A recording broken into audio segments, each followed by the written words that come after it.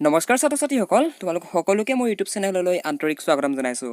আজিৰ এই ভিডিঅ'টোত আমি আলোচনা কৰিম ক্লাছ 6 অসমীয়া কিতাপৰ বেবেৰী বাং নামৰ যিটো তোমালোকৰ পয়েম আছে, পয়েমটোৰ কমপ্লিট প্ৰশ্নৰ উত্তৰৰ সম্পৰ্কে। গতিকে তোমালোকে যদি ক্লাছ 6ত পঢ়ি আছা তেনেহ'লে আজিৰ এই ভিডিঅ'টো শেষলৈকে চাই থাকিবা আৰু মোৰ চেনেলত যদি প্ৰথমবাৰৰ কাৰণে ভিজিট কৰিছা তেনেহ'লে চেনেলটো ছাবস্ক্ৰাইব কৰি ল'বলৈ নাপাহৰিবা। 1 নম্বৰ প্ৰশ্নটো হৈছে কবিতা ফাঁকিৰ পৰা তলৰ প্ৰশ্নকেইটাৰ উত্তৰ লিখা। অ'কে, চ' তোমালোকে নিজৰ কিতাপখনতো মন কৰিবা, তাতো তোমালোকৰ প্ৰশ্নবিলাক এনেকুৱা ধৰণেই আছে, ঠিক আছে।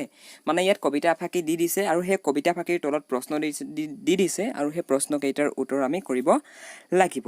অ'কে, চ' কবিতা ফাঁকি হৈছে ফুচুক ফাচাক কথা এটাই চুচুক চামাক কৈ জুপুক জাপাক বুঢ়াৰ পেটত আছিল কথম্পি ৰৈ। ইয়াত প্ৰশ্নটো আমাক সুধিছে যে কেনেকুৱা কথাই চুচুক চামাককৈ ৰৈ আছিল। উত্তৰ লিখিব লাগিব যে ফুচুক ফাচাক কথা এটাই চুচুক চামাককৈ ৰৈ আছিল। অ'কে, চ' নেক্সট কুৱেশ্যন হৈছে কাৰ পেটত কথাটো কথম্পি ৰৈ আছিল। উত্তৰ লিখিবা বুঢ়াৰ পেটত কথাটো কথম্পি ৰৈ আছিল। অ'কে ছাত্ৰ ছাত্ৰীসকল, চ' তোমালোকৰ পৰীক্ষাত যে কেৱল মাত্ৰ এশাৰী পয়েমেই আহিব তেনেকুৱা ধৰণৰ নহয়, ঠিক আছে। গতিকে পৰাপক্ষত তোমালোকে কবিতাটো মুখস্থ কৰি থবলৈ চাবা। অ'কে, চ' আমি নেক্সট প্ৰশ্নটো পিনে মুভ কৰোঁ। নেক্সট কুৱেশ্যনটো হৈছে পুলুক পালাক চকুৰে চাই মূলক দেও আহিল গুজুক গাজাক কথাৰ মেল তিনি পৰমান বহিল। প্ৰশ্ন সুধিছে যে পুলুক পালাক চকুৰে চাই কোন আহিছিল। উত্তৰ লিখিবা পুলুক পালাক চকুৰে চাই মুকুল দেও আহিছিল। অ'কে, নেক্সট কুৱেশ্যন হৈছে কথাৰ মেল কিমান পৰ বহিছিল। উত্তৰ লিখিবা কথাৰ মেল 3 পৰমান বহিছিল। 3 পৰ মানে ইয়াত কোৱা হৈছে বহুত দেৰি, ঠিক আছে। 3 পৰ মানে ইয়াত বহুত দেৰি কথা কোৱা হৈছে, ঠিক আছে। তোমালোকে হয়তো নিজৰ ঘৰৰ মা দেউতাই কৈ চাগে যে কি 3 পৰমান হ'ল, বেলি 3 পৰ হ'ল, সি এতিয়ালৈকে উঠিব হোৱাই নাই নেকি। তাৰমানে বহুত দেৰি হ'ল, ঠিক আছে। 3 পৰমান হোৱা মানে কি বহুত দেৰি হৈ যোৱা। অ'কে, পলম হোৱা মানে।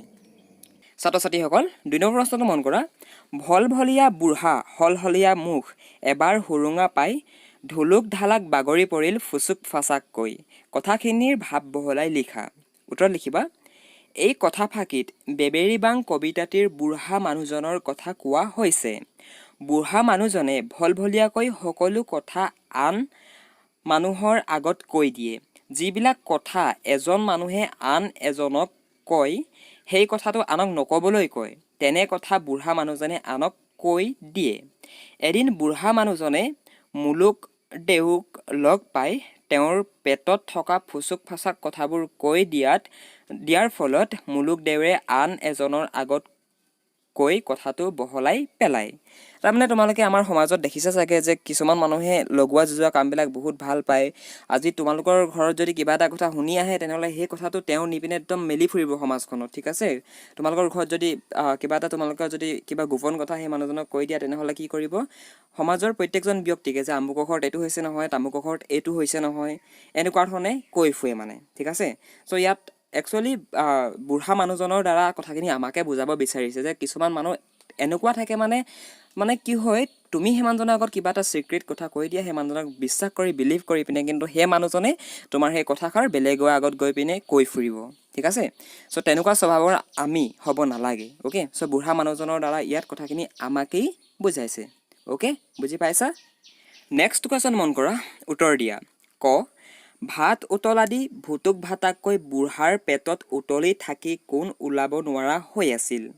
উত্তৰ লিখিবা ভাত উতলা দি ভুতুক ভাটাকৈ বুঢ়াৰ পেটত উতলি থাকি ফুচুক ফাচাক কথা ওলাব নোৱাৰা হৈ আছিল। খ মুলুক দেও কেনেকৈ যাবলৈ ওলাল।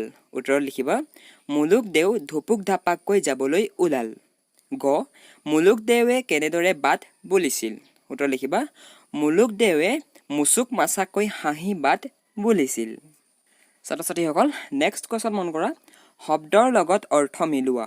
ইয়াত দুটামান তোমালোকৰ শব্দ দিয়া আছে আৰু সেই শব্দকেইটাৰ লগত অৰ্থকেইটা মিলাবলৈ দিছে আৰু এইকেইটা তোমালোকে নিজৰ কিতাপত মন কৰিবা। অ'কে, প্লাছ তোমালোকে কি কৰিবা, ইয়াত যি ধৰণে লিখা আছে চোৱা শব্দ আৰু অৰ্থ।